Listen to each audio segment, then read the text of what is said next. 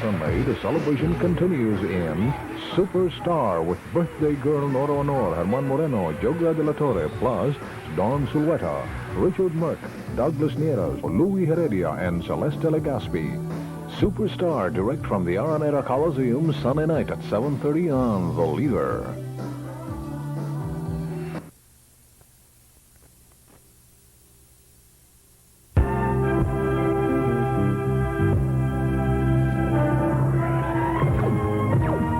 This is The Leader, and this is NewsWatch Junior Edition.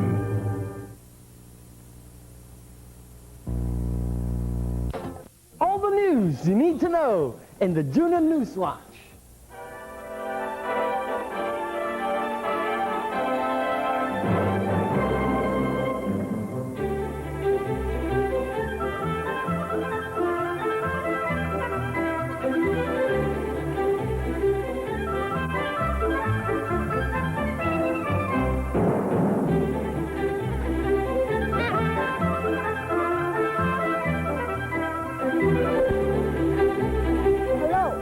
Nice to be back with you again on the Junior Edition of NewsWatch, the news that is not for children only but for adults too. My friends Josepheen, Roy, and Sacha will give you the big news stories of the week, plus some special features that you will be interested to see. First among these special features is about a learning center where children are taught to follow directions, solve problems, express themselves in speech as well as in artistic activities, and grow in independence. We are referring to the Child Learning Center in Paranaque. It offers a pre-nursery program for children for 2 to 3 years old. Here, each boy and girl gets a welcoming atmosphere in the toddler class.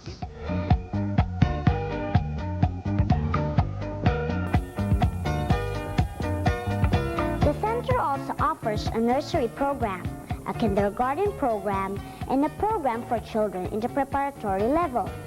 The preparatory level, as the name indicates, is preparation for grade 1.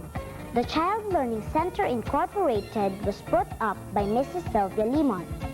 In an interview, Mrs. Limon said that together with the education of the children, they are also concerned about the education of the parents. Last year, we started with EduChild. It's education, it's parenting, educating parents on how to be better parents, because there is no school, nowhere in the world, who would offer a subject or a course on how to be parents. We just go get married, but nobody taught us, not even our parents, how to be good parents. So that will be part of our training for parents, no? We would call it the STEP, the systematic training in educating parents.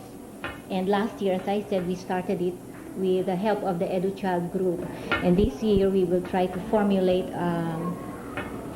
a course, basically, a training basically for parents, how to be better parents. The Child Learning Center gives much importance to the total balancing of the child. Well, that is the thrust of our preschool, and that is what we call our movement program, our Move, Grow, Learn. This is something that I picked up from the international school when I was teaching there. And the philosophy behind is when the child is totally balanced physically, the large muscle and the finer motor, the finer muscles, the child, learning of all the other subjects would fall in place. Because of this, a movement room was put up by the school. Here, you will find children balancing on the beam. So the child is supposed to maintain her balance on the beam against the law of gravity. And maintenance of the balance results from keeping the interaction of the muscles and keeping the base of his body, and he can maintain himself on the beam. And maintaining of the balance of the child assists in balancing also the personality. A child doing some balancing on the board is a familiar sight at the movement room of the school. And here the child is supposed to find his space he should be aware of himself in a space like this, and the child should, there is of hand-eye coordination, and he should integrate the movement of the legs with the body, and in the process of integrating these skills of eye and foot coordination, it becomes an integral part in the development of the rest of the skills for the large muscle coordination. While learning some tumbling techniques, the children at the Child Learning Center seem to enjoy the sessions with their teachers.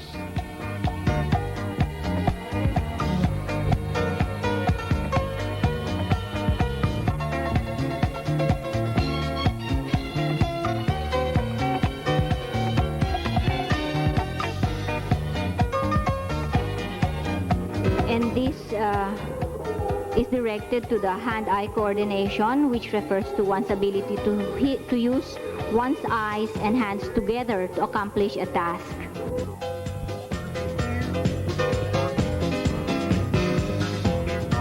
So the primary objectives of this program are as follows: to assist each student in acquiring efficient movement, to enhance sensory functioning, and to develop a positive self-image.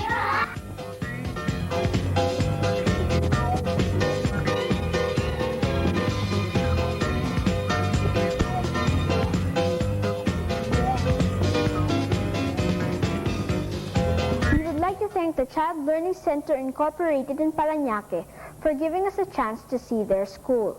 By the way, we would also like to mention here that the Child Learning Center in Makati is still operating, and it is also being managed by Mrs. Sylvia Limon. Well, after a few messages, we'll let you see the other talents of our junior newscaster, Gulfin. So stay tuned.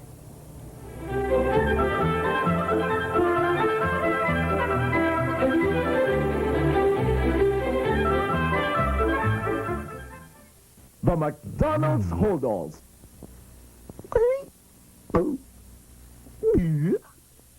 Wow!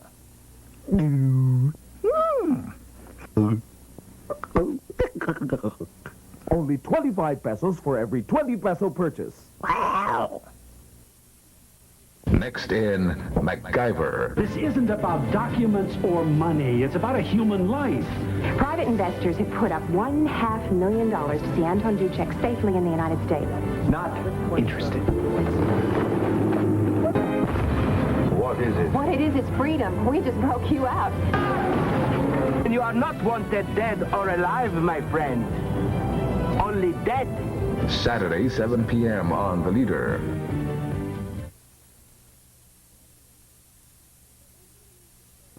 Welcome back. The Able Music Services has come up with its favorite nursery rhymes and children's songs in -1 and multiplex formats. Most of the songs in this package were recorded by our very own Gulfin. Now, let me take you inside the recording studio during one of those busy recording sessions of Gem. Just a spoonful of sugar helps the medicine go down. The medicine go down. Medicine go down. Just a spoonful of sugar helps the medicine go down in a most delightful way.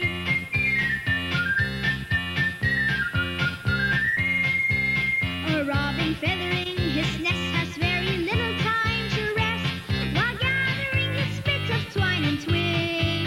Though quite intending his pursuit, he has a merry toot-toot-toot. He knows the song will move the job along. For a spoonful of sugar helps the medicine go down. The medicine go down. Medicine go down. Just a spoonful of sugar helps the medicine go down in a most delightful way. For a spoonful of sugar helps the medicine go down. The medicine go down. Medicine go down. Just a spoonful of sugar helps the medicine go down in a most delightful way.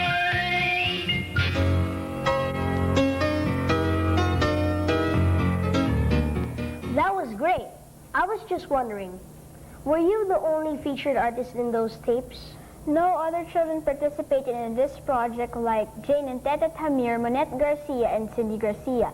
And by the way, I would also like to tell you that AMS, or Able Music Services, headed by Mr. Ray De Vera, is getting ready for an all-Broadway package for all of you. Kaya abangan ninyo. I would like to thank AMS for coming up with a product for us kids. This is a unique and well-conceived product. Thank you. Now, here's an important announcement from PETA. PETA 1988 CCP Theater Grantee, in cooperation with UNICEF, proudly presents Ngo Ang Dagang Patay. This is a musical children's play written by Nonoy Marcelo and directed by Ernie Cloma. It will be shown at the Cultural Center of the Philippines on June 16, 18, and 19. We will be back with the big stories after these words.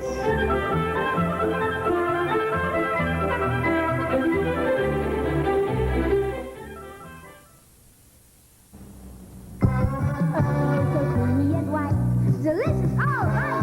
Birch tree milk powder with 17 vitamins, minerals, and lecithin. Birch tree milk powder.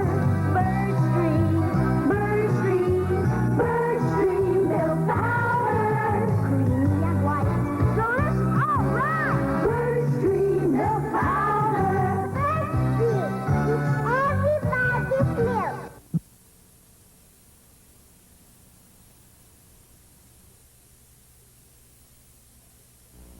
Next in Airwolf.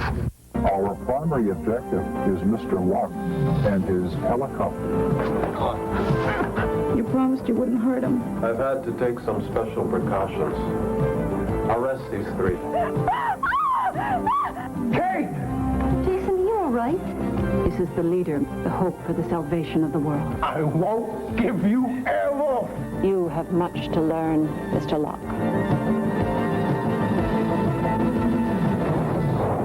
Mondays, 7 p.m. on The Leader.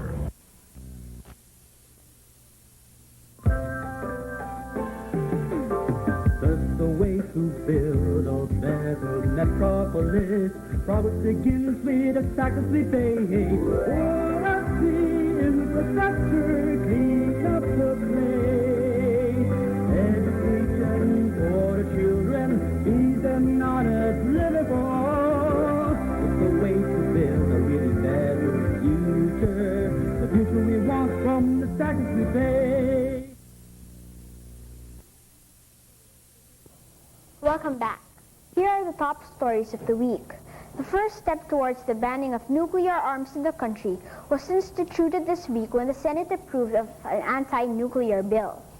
Observers said the passage of the bill will not only affect the ongoing basis talks, but it could lead eventually to the dismantling of strategic American military bases in the country. The bill, aside from prohibiting the entry of nuclear-armed aircrafts and ships into the country, also bars the development, manufacture, acquisition, testing, use, introduction, installation, or storage of nuclear arms and components. However, the House of Representatives still has to come up with its own version of the anti-nuke bill, thus preventing the legislative measure from fully becoming a law. But Senators Wigberto Tañada and Aquilino Pimentel saw no problem with a similar bill in the House. It's very clear in the Constitution that we have adopted and we are pursuing a policy of freedom from nuclear weapons in our territory. And this bill seeks to help implement this provision. So with the passage of this bill in the Senate, it should be very clear that we expect that the United States will respect our Constitution. In order to ensure that the House of Representatives will consider the bill seriously, I think the senators and the people of the Philippines must bring to bear upon the House their thoughts regarding this matter. And probably we can get the House to pass a measure similar to the one we have just approved in the Senate. President Aquino broke her silence on the issue about the tuition fee increase. For the first time last Thursday, the President expressed her views on the matter and told Malacanang reporters that she favors a move to allow private schools to increase their tuition fees. However, she pointed out that a limit to the increase must be set. In a related development, the President signed into law Republic Act No. 6655, which provides for free public secondary education starting this school year. The signing of the bill was witnessed by senators and congressmen and ranking officials of government led by Education Secretary Lourdes Quisumbing. Mrs. Aquino was very happy over the signing of the bill. She described it as the biggest social investment her administration will ever have. President Aquino this week reminded the members of her cabinet and other officials of the executive branch to cooperate and work closely with the members of Congress. The call was made by the President after meeting with the cabinet regional development officials in Malacanang. She told the cabinet officials that she has been meeting with congressmen from the different regions during the past 3 weeks, and she found out that all they wanted was the upliftment of the economic life of the people in the provinces. In line with this, she asked all government departments to speed up the completion of development projects throughout the country, especially infrastructure projects such as road building, irrigation, and dams. 4 persons were killed and over 100 cadets of the Philippine National Police Academy in Canlubang, Laguna were hospitalized when they became victims of a mass food poisoning. Initial investigation showed that the prime suspect in the food poisoning is the tulingan fish, which was served at dinner Tuesday night at the camp's mess hall. Reports say all the victims suffered severe stomach pains and cramps after the dinner. A thorough investigation is now being done, and reports say authorities are preparing charges against the caterer of the academy. American President Ronald Reagan is expected to arrive in Moscow tomorrow, where he is scheduled to meet with Soviet leader Mikhail Gorbachev. The Moscow summit will mark the 3rd time that the 2 leaders will be meeting to work out a peace plan between the superpowers. President Reagan and his wife left Washington last Wednesday, but before proceeding to Moscow, they will make several stops in Europe. We have this latest report on President Reagan's trip to Moscow. During the few hours of summertime Finnish darkness, after Finnish President Koivisto greeted him, Mr. Reagan told reporters he thought Noriega should have taken the U.S. offer. Our policy hasn't changed. But Mr. Reagan insisted the collapse of the Noriega talks does not weaken his hand going into the superpower summit. I don't feel anything. In Moscow, the Kremlin's top foreign advisors spoke of their hopes for the summit. U.S. affairs expert Georgy Arbatov outlined the possibility for reducing nuclear arms. He praised Reagan's search for peace, saying that it was now possible for the superpowers to bury the corpse of the Cold War. A broad view was taken by the Soviet Union's Deputy Foreign Minister Vladimir Petrovsky. He said the Soviets saw the talks as a major advance, not only in relations with the U.S., but in world politics. Despite efforts to seek peace and understanding among the superpowers, their respective armed forces are continuing with their military exercises. In California, the U.S. Army is conducting war games at its National Training Center. Gary Shepard made a feature story on the war games, and here is his report. It is a few minutes after sunrise. A huge force of Soviet tanks is launching a blistering attack against units of the U.S. Army's 9th Infantry Division. The Americans try their best, firing shoulder-launched Dragon missiles and TOW anti-tank missiles mounted on vehicles. Lima 5-8. Lima 5-8, this is Lima 4-0, over. Even air support is called in to help turn back the Soviet invasion, but to no avail. In less than an hour, the Americans are overwhelmed, and the Soviet tanks rumble through the U.S. defenses, penetrating deeply into American-held territory. Of course, nobody dies in these elaborate war games. The Russians are really American soldiers purposely using Soviet tactics. The weapons all fire blanks, and instead of bullets, laser beams fly through the air. A tank is destroyed when this light starts flashing, indicating it's been hit. You might call this the world's most expensive game of laser tag. It costs about $6 million for a unit to come here for 2 weeks of training. When it's over, there are often bruised egos on the American side. This battle ended, as most of them usually do here. The make-believe Soviet forces won. The whole purpose of this is to make it as difficult as we can on them while they're here, so if we ever do have to fight, we can do it with a reasonable amount of success. But with the INF Treaty eliminating medium-range nuclear missiles in Europe, could the United States and its NATO allies be successful fighting a conventional war against the Soviets? There is no doubt that we can hand that guy his lunch. But the NATO commander-in-chief is not so optimistic. He says we'd be unable to stop a Warsaw Pact invasion without resorting to nuclear weapons. Not right now. Not even remotely conceivable, because the Warsaw Pact is much stronger, and these experts and think tanks who say no are wrong. Coping with that unfavorable balance of power is why America has its own Red Army, a force of some 1,500 men assigned here for 4 years, experts in the use of Soviet weaponry and Moscow's style of fighting. The strategy is to give U.S. ground forces as much experience as possible, so their chances of winning in a real war will be a lot better than they are here in the Mojave Desert. Gary Shepard, ABC News, Fort Irwin, California. The island nation of Jamaica recently hosted its first ever international hot air balloon festival and air show. The 3-day event has attracted hot air balloon pilots from all over the world, including American Al Mills, who is the current world champion. Because of the number of participants, the skies above Montego Bay were dotted with all colors of the rainbow. Also featured in the festival were parachuting and skydiving demonstrations, a kite flying exhibition, and a model plane exhibit.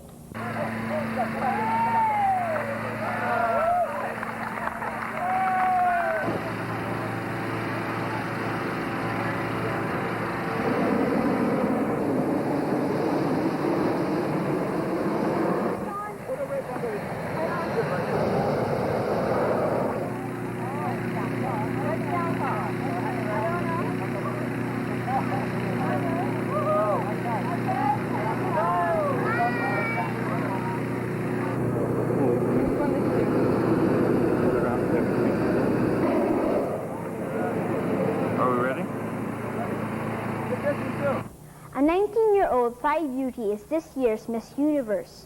She is Portip Nakirun Kanok, who bested 65 other contestants from all over the world. The victory of Miss Thailand marked the first time in the history of the beauty contest that Asian contestants dominated the event. Of the 5 finalists, only Miss Mexico, Amanda Olivares, was a non-Asian. Miss Mexico won second runner-up honors. The other winners were Miss Korea, Yoon Jun Chang, first runner-up, Miss Japan, Misu Sakaguchi, third runner-up, and Miss Hong Kong, Pauline Yeung, was named fourth runner-up. NewsWatch Junior Edition returns after these messages.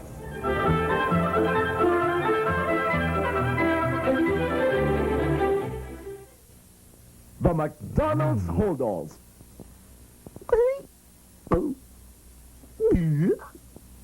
Wow.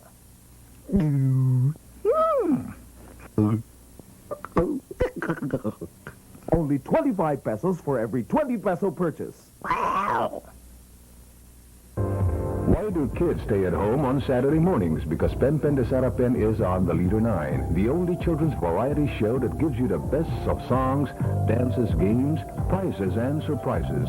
Home viewers can share in the fun and excitement by calling Pen Pen and guessing a bag full of goodies with Tita Connie Angeles, Tina Cruz, and Casalin Francisco, plus Islao Calabao. For kids who want to join and share their talents, auditions are held every second Saturday of the month in Broadcast City. Pen Pen de Sarapen, Saturdays 10 a.m. on The Leader.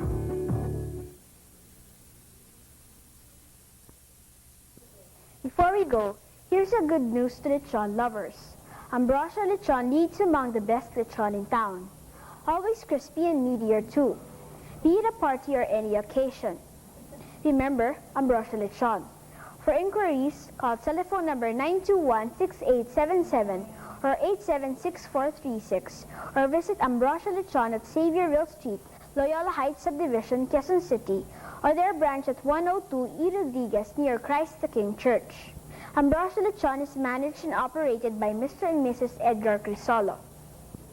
Well, with that, we'd like to thank you for joining us today. We'll see you again next week, same time and station. Bye!